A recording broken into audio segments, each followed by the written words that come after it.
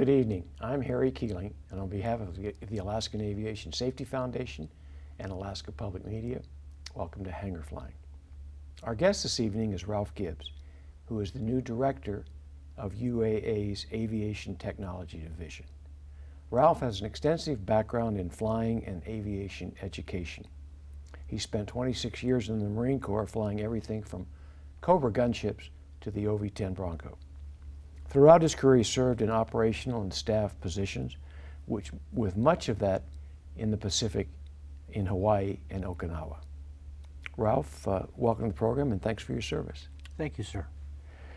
After the Marine Corps, Ralph had various flying assignments and a number of increasingly important jobs in higher education, the last being at Eastern Kentucky, where he was the Director of Aviation and Chief Flight Instructor. He came to Alaska early in August, and we are truly honored to have him have such a professional in our aviation community. So, welcome to Alaska, and welcome to the show. Thank you, sir. You've only been here a couple of weeks, but share with us your first impressions of your new home in University of Alaska Anchorage. Well, when you compare the aviation technology spaces, you walk in and I was immediately struck with a sense of, well, this is just like the Smithsonian. There's airplanes hanging from the ceiling. It's a very impressive place, so I'm impressed. How about the people? Lovely people. I have a staff of over 24 folks, faculty, and they're just, they are professionals at what they do, and they're just nice people. I would choose them all as friends. Well, I can tell you, Ralph, because I've been an adjunct professor with UAA over the years, and I really enjoy going over there. I enjoy being around the students. You're going to have a great time here. It's great to be able to welcome you to Alaskan UAA. I know that you mentioned in one of our previous conversations your conviction about aviation and aviation for the future. Talk a little bit about that, what that means.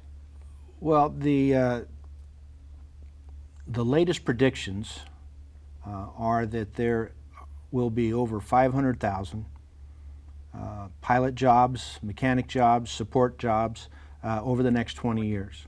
And so there is a significant industry demand for aviation professionals. And I believe that we in Alaska and the Aviation Technology Division can make a significant dent in not only helping Alaskans gain their career goals, but to fill that industry requirement. Well, you know, as I had mentioned to you, I think that this program is broadcast throughout Alaska. And in many of the smaller communities, there are people out there who have grown up being part of aviation. And I hope your words tonight and some of the things that we talk about will encourage them to think about a career in aviation, because it is a bright one. And you guys certainly offer a great opportunity to get into it. We'll talk a little bit about some of your ideas and vision.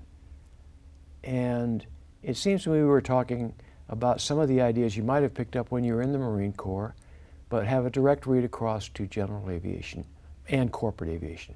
Talk a little bit about safety, crew rest policy, and safety stand-down, those types of things. So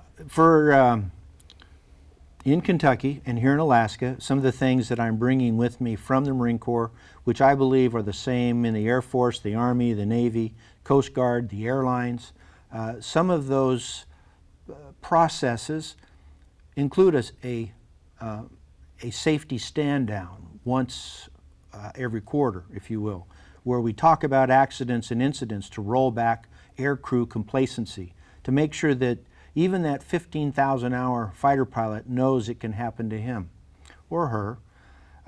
In addition to that, in our maintenance program, I have a triple redundant maintenance, which is just like the quality assurance programs of the Air Force, again, the Navy, the Marine Corps, where all aircraft squawks are reviewed 3 times, once by an A&P, another look by a second A&P, an airframes and power plant mechanic.